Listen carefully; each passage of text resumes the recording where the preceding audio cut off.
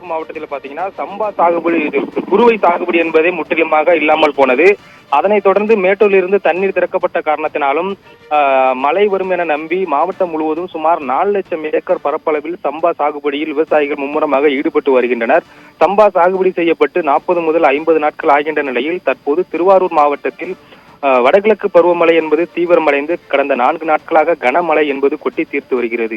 குறிப்பாக திருவாரூர் மாவட்டம் ஓகைப்பேரையூர், ராமானுஜ மணலி, நாகராஜன் கோட்டகம் உள்ளிட்ட பல்வேறு பகுதிகளில் சுமார் 700 ஏக்கர் பரப்பளவில் சம்பா பயிர்கள் தற்போது 40 நாட்கள் ஆகின்ற நிலையில் தொடர்ந்து பெய்து வரும் கனமழையின் காரணமாக தற்போது மழைநீர் தேங்கியுள்ளது. இந்த பகுதியில் பாத்தீங்கன்னா வெள்ளையாற்றில் இருந்து பிரியக்கூடிய சம்புடி வாய்க்கால் மற்றும் கிளி வாய்க்கால் ஆகிய வாய்க்கால்களின் வழியாக தற்போது பாசனத்திற்கு தண்ணீர் வந்து செல்கிறது. மேலும் பெரிய விவசாயிகள் இன்ஜின் உதவியுடன் தண்ணீரை இறைத்து சம்பா பயிர்களை காப்பாற்றிய நிலையில் சிறு குறு விவசாயிகள் மழைநீரை நம்பிய தற்போது சாகுபடியில் ஈடுபட்டு வருகின்றனர். குறிப்பாக இந்த மழை சம்பா பயிர்களுக்கு உகந்ததாக இருந்தாலும் தொடர்ந்து 4 நாட்களாக பெய்து வரும் கனமழையின் காரணமாக தற்போது வயல் முழுவதும் தண்ணீர் தேங்கியுள்ளது.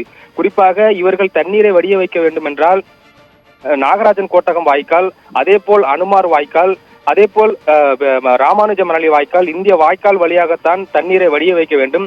தற்போது இந்த வாய்க்கால்கள் அனைத்துமே கடந்த 5 ஆண்டுகளுக்கு மேலாக தூர்வாரப்படாதன் காரணமாக தற்போது மழைநீர் தேங்கியுள்ளது. மேலும் மழை அதிகரிக்கக்கூடும் என வானிலை ஆய்வு மையம் தெரிவித்த நிலையில் இன்னும் தொடர்ந்து 2 அல்லது 3 நாட்கள் மழை தூறினால் தற்போது இந்த பயிர்கள் முளைத்தும் அனைத்தும் அழுகி நாசமாகக்கூடிய சூழல் நிலை வரும். எனவே உடனடியாக மாவட்ட நிர்வாகம் போர்க்கால அடிப்படையில் இந்த வாய்க்கால்களை தூர்வாரி கொடுத்தால் மட்டுமே தற்போது இந்த சம்பா பயிர்களை காப்பாற்ற முடியும் என விவசாயிகள் தெரிவித்தனர். குறிப்பாக ஏக்கருக்கு 30,000 முதல் 40,000 வரை செலவு செய்து தற்போது பயிர்களை காப்பாற்றிய நிலையில் இந்த மழையின் காரணமாக பயிர்கள் அழுகக்கூடிய சூழல் நிலை வருகிறது. ஆபிரகாம்.